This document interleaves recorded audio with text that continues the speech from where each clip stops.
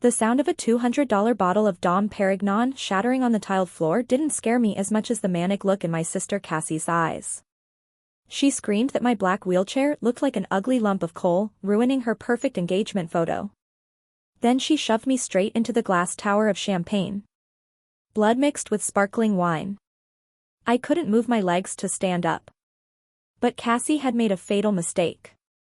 She didn't know that the elegant woman who had just crossed the lawn and rushed over to stabilize my neck with the professional motion of a top expert was Dr. Helena Kingsley, the groom's aunt. She was also the very person who had drilled 8 screws into my spine 24 months ago. And this time, Dr. Kingsley wasn't using a scalpel. She was using the law. An hour earlier, when the wrought iron gates of Magnolia Springs Botanical Garden first swung open, they revealed what could only be described as a pastel fever dream. Pink roses, mint green hydrangeas, and cream-colored lilies spilled from every available surface. This was Cassie's vision of perfection. And I was about to become the single black mark on her pristine canvas. The mandatory dress code was spring pastel, baby pink or mint green. No exceptions. I had complied, wearing a pale pink silk dress from Nordstrom Rack. But my ultralight carbon wheelchair was matte black, a specialized piece of equipment worth $5,000 that I had saved forever to buy. Every penny from my disability payments, every birthday check, every dollar I could scrape together from freelance editing work had gone into this chair. This chair was my freedom, my independence, my ability to navigate the world without asking for help every 5 minutes. I approached Cassie with total sincerity, my heart hammering despite everything. Despite the 2 years of cold silence, despite the way she'd rewritten history to make herself the victim, I still hoped. I still believed that somewhere inside my sister was the girl who used to braid my hair before dance recitals. "Cassie," I called out, my voice bright with forced cheer. She turned, and for just a moment, I saw something flicker across her face. Annoyance? Disgust? "Matilda," she said, her smile not quite reaching her eyes. "You made it." The way she said it, "you made it," as if she'd expected me to fail, or perhaps hoped I would. I held out a small gift box wrapped in vintage rose-patterned paper. Inside were vintage pearl earrings that I'd found after weeks of searching through antique sites. To buy them, I had to withdraw money from my emergency medication savings fund. But I'd wanted to give Cassie something meaningful, something that said I still love you, even though you've made it clear you don't love me back. Cassie took the box with 2 fingers, as if it might contaminate her. She opened it without ceremony, glanced at the pearls, and her lip curled. "Second hand? This doesn't match my Vera Wang dress at all." She carelessly dropped the gift box onto a nearby cocktail table, her attention already shifting back to her phone. My heart tightened, but I swallowed my tears for the sake of family peace. "Don't rock the boat, Matilda. Be the bigger person, Matilda." Then Cassie's gaze dropped to my wheelchair, and her entire demeanor shifted from dismissive to outright hostile. "What is that?" she hissed, stepping closer. "My wheelchair," I said slowly, confused by the venom in her tone. "That pitch-black chair looks like the Grim Reaper in the Garden of Eden," she whispered, leaning down. "You did this on purpose, didn't you? You couldn't just let me have one perfect day." Before I could respond, she marched to a nearby service station and snatched a spare tablecloth. She came back, trying to drape it over my legs, over the chair, as if I were a piece of furniture that didn't fit her aesthetic. As if I were something shameful that needed to be hidden away. For the first time in 2 years, 2 years of accepting blame for an accident I didn't cause, 2 years of enduring her cold shoulder and her revised version of history, I fought back. I grabbed the tablecloth and pushed it away. No. Such a small word. Such enormous consequences. For the next hour, I watched from the periphery as Cassie worked the crowd, her charm turned up to maximum wattage. I knew what she was doing. She was controlling the narrative, telling people that I had Munchausen syndrome, that I was actually fine but loved sitting in that wheelchair for pity.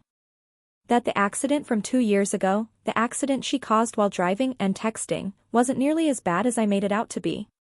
She was using my tragedy to paint me as a liar in everyone's eyes. When the photographer arrived to take family photos, Cassie gestured impatiently at me. The rest of the family was already assembling, and there, at the far left of the formation, sat a large pink-ribboned banquet chair, the kind that requires core strength and balance to sit in safely. The kind I absolutely could not use. "Matilda," Cassie said sweetly, her public voice dripping with artificial warmth. "Move the wheelchair somewhere else. Sit on that chair. I want this photo to be uniform." "Cassie," I said quietly. "You know I have a T10 spinal injury. I don't have the core balance to sit on a regular chair. I'll fall." I'd explained this countless times over the past 2 years. A T10 complete spinal injury means I have no sensation or movement from approximately my belly button down. No abdominal muscles to hold myself upright. Sitting in a regular chair without support was like asking someone to balance on a tightrope with no pole. Cassie's smile didn't falter. "You're just good at ruining things." Then, leaning closer, she whispered, "You're jealous because I'm getting married and you're a cripple, right?" The word hit me like a slap. Never from strangers, from kids, from drunk assholes, but never from my own sister. "Stand up, you fake," she hissed, and then she grabbed me. The action happened so fast it completely surprised me. Cassie used both hands to grip me under my left armpit and yanked upward with a strength I didn't know she possessed. My hand scrambled for the armrests but found only air. The world tilted sickeningly. In her fury and haste, Cassie stepped on the hem of her own long dress. I saw her stumble, saw her arms windmill. Her grip on me loosened and then released entirely as she dodged backward, catching herself. I wasn't so lucky. The momentum from her pull launched me forward. I had no leg muscles to brace with, no core strength to right myself. I was falling, and there was nothing I could do to stop it. The Champagne Tower was directly in front of me. An elaborate pyramid of crystal glasses, 7 levels high. I hit it with my shoulder and chest, and the entire structure came down. The sound was incredible, a cascading crash of breaking glass. I felt shards slice into my hands as I tried to break my fall. Felt them cut my face, my neck, my arms. My head snapped to the side, hitting the tile floor hard enough to make my vision blur. Blood began to spread across the white tiles, mixing with champagne into a grotesque rose. My hands looked like they'd been through a paper shredder. The entire garden went dead silent. And somewhere above me, I heard Cassie's voice, high and hysterical, "Oh my God, my $5,000 dress. You ruined my party. Not are you okay? Not someone help her. Just concern for herself, for her party, for her dress. Stand still. Don't anyone touch her." The voice was female, authoritative, the kind you obeyed without question. Through my blurred vision, I saw a woman drop her Gucci handbag onto the grass and push past a waiter. She knelt beside me in the puddle of wine and blood, not caring about her elegant cream-colored pantsuit. Her hands were gentle but firm as she placed them on either side of my head, stabilizing my neck. "Listen to me carefully," she said, her voice calm and professional. "Don't try to move. I'm going to hold you steady until the paramedics arrive." I knew that voice. Dr. Helena Kingsley. Greg's aunt. The chief of neurosurgery at Mount Sinai Hospital. The woman who had saved my life 24 months ago. Dr. Kingsley looked up, her sharp gaze finding Greg in the crowd. "Call 911 immediately. Report a spinal injury and assault. Right now." "Assault?" Cassie's voice went shrill. "What are you talking about?" She fell. It was an accident. But Dr. Kingsley wasn't looking at Cassie. She was looking at me. "Matilda Wells," she said softly. "I know you. I'm going to take care of you. You're safe now."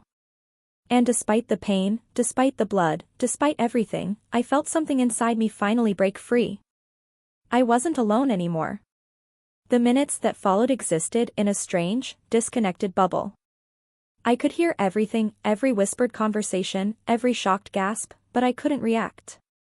Could only stare up at the perfect blue sky while Dr. Kingsley maintained her grip. Somewhere to my right, Cassie was spiraling. "Aunt Helena, you're overreacting. She's faking it. She can walk. She's just acting to ruin my day.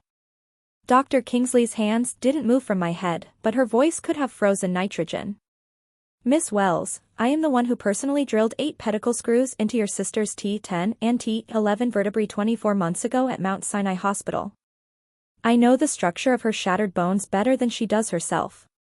A collective intake of breath from the crowd. Do you want to debate medical knowledge with the chief of neurosurgery? Silence from Cassie.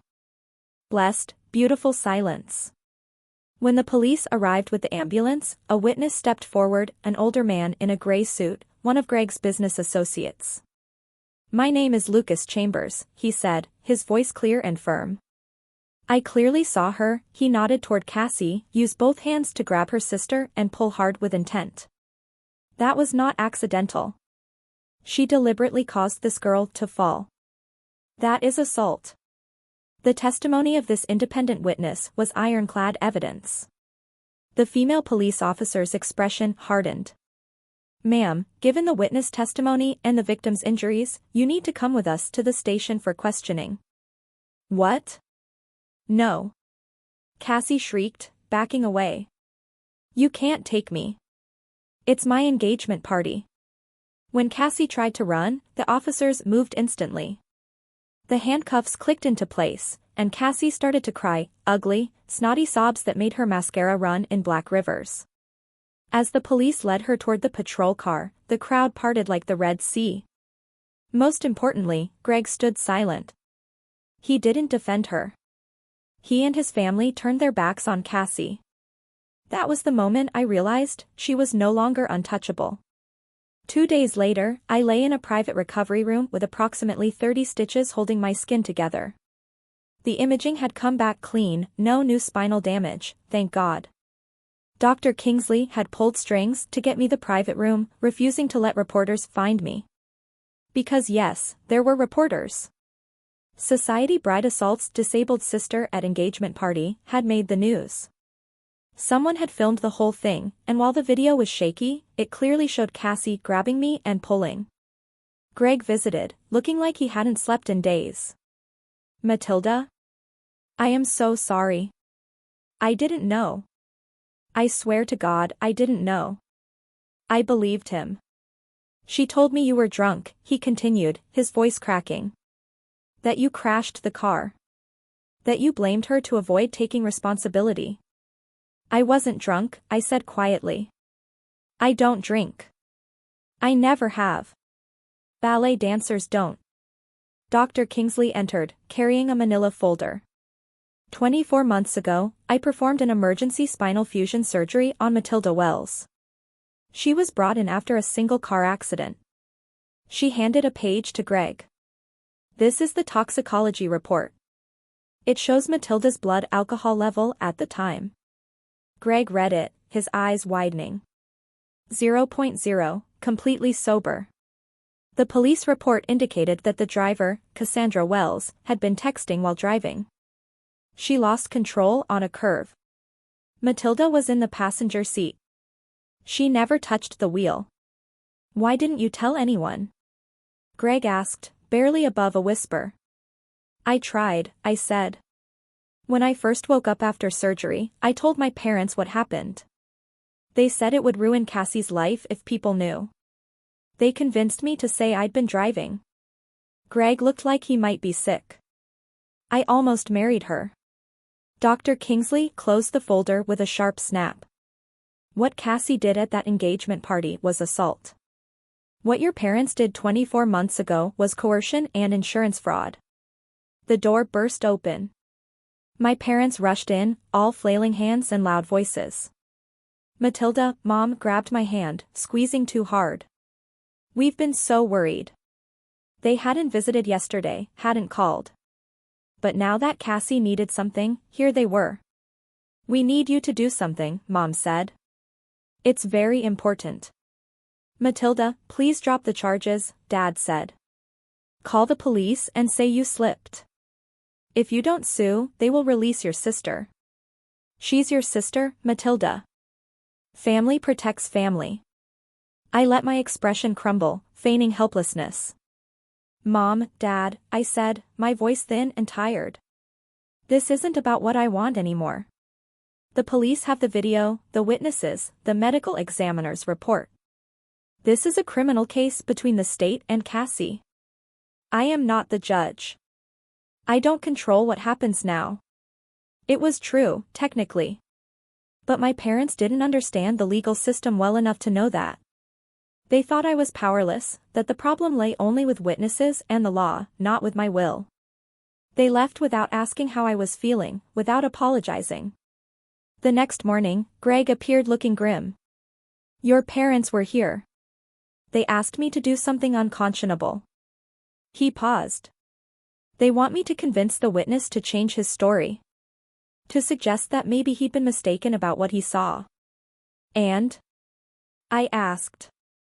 I told them to get the hell out of my sight. That's witness tampering. That's a federal felony. They had taken the bait. They had just drowned their last hope. Days later, my lawyer called.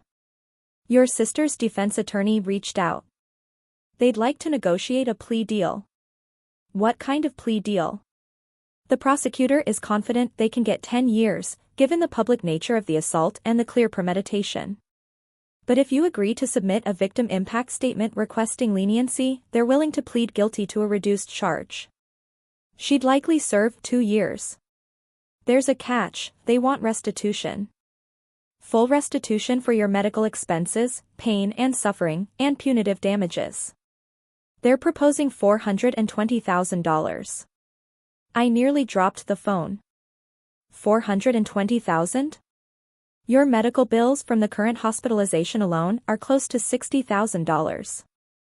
Add in lost wages, therapy, pain and suffering, it's actually quite reasonable. But my parents don't have that kind of money. That's their problem, not yours.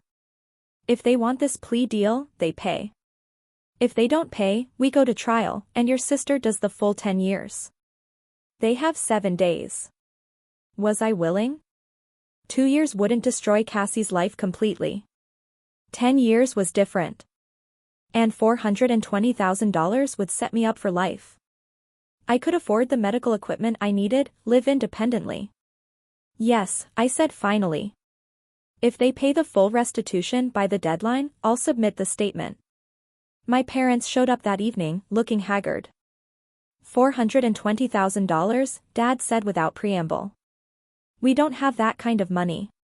You can liquidate your 401(k)s, I said calmly. Between both retirement accounts, you have about $280,000. With penalties and taxes, you'd net maybe $200,000. You can sell the sailboat to a wholesaler for immediate cash. That's another $100,000 if you're lucky. For the rest, there are hard money lenders who fund against home equity in days. The silence was deafening. That's our retirement, Dad finally said. That's everything we've worked for. And my spine is broken, I said, my voice hard. My career is gone. My life as I knew it is over. Because Cassie was texting while driving and you made me lie about it. You did what was easiest for Cassie. And now you get to decide what's more important, your retirement fund or your daughter's freedom. You're really going to destroy your own family? I'm not destroying anything. Cassie destroyed this family the moment she grabbed me and threw me into that glass tower. I'm just refusing to lie about it anymore. You pay the restitution, I sign the leniency statement, Cassie does 2 years instead of 10. They left without another word. On the 7th day, at 4:47 p.m., my lawyer called. The wire just cleared. $420,000, paid in full. I closed my eyes and took a deep breath. 2 days later, Cassie stood before a judge and pleaded guilty to aggravated assault. She was sentenced to 2 years, with the possibility of parole after 18 months with good behavior. My victim impact statement was read aloud. I wrote about pain, betrayal, but also that I believed in the possibility of change. I didn't attend the hearing. I watched via video link. I saw Cassie's face when the sentence was handed down, shock, disbelief, and finally, for the first time I could remember, something that might have been genuine remorse. The money was transferred to my personal account. $420,000. I used some to pay off medical debts, some to secure a beautiful accessible apartment. And then I did something I'd never thought I'd have the courage to do. I cut off all contact with my parents. I blocked their numbers. Returned their letters unopened. They'd made their choice. They'd always made their choice. Now I was making mine. 18 months have passed, and today I'm sitting on a sun-drenched beach in the south of France. For the first time in 42 months, I don't feel like I'm drowning. The $420,000 changed everything. I used a significant portion to fund experimental treatment at the Zurich Neuroscience Research Institute, cutting-edge neural chip implant technology. Dr. Kingsley had given me the contact with a simple, "It's worth trying." 3 weeks ago, during one of my focused visualization exercises, something happened. My right big toe twitched. Just slightly. But I felt it, a tingling current of electricity that ran down my calf, following neural pathways that had been dark for 42 months. "Matilda, did you see that?" Mari, the woman sitting in the beach chair next to me, had been watching. When my toe moved, she screamed in delight, crying even louder than I was. Mari, my found family. I met her at the Research Institute in Switzerland. She'd been volunteering there, helping patients navigate the foreign medical system. She told me I reminded her of her paralyzed sister who had passed away. For me, Mari filled a void I didn't even know I needed filled. She became the caring, understanding, protective sister I never had. The sister Cassie could never be. My phone vibrates. An email from Mom with an attachment, a photo of a handwritten letter. Cassie's handwriting. She was released early last week for good behavior. The letter is short: "Matilda, I'm sorry for taking your legs and your life's dream. I don't expect you to forgive me. The days in prison helped me understand how terrible I was. I am learning to be a decent human being from zero. Live well, Matilda." I read it twice, then a third time. My heart feels light. Not because of the apology, words are cheap. But because I realize, sitting here with the sun on my face and Mari humming beside me, that I don't care anymore. No more resentment burning in my chest. No more rage keeping me awake at night. But also no need to reconnect. No obligation to rebuild something that was never really there. Cassie is learning to be a decent human being. Good for her. She can do that without me. I turn off my phone and drop it into my bag, leaving the past exactly where it belongs. "Mari," I say, beaming at her. "Let's go get ice cream." My treat. Mari laughs, this full-bodied, joyful sound that makes strangers turn and smile. She stands, moving behind my wheelchair. "Let's go, little sister." She pushes me along the coastal path, and our laughter blends with the sound of ocean waves. The breeze tastes like salt and freedom. This is my real family. This is my real life. And damn, it feels good.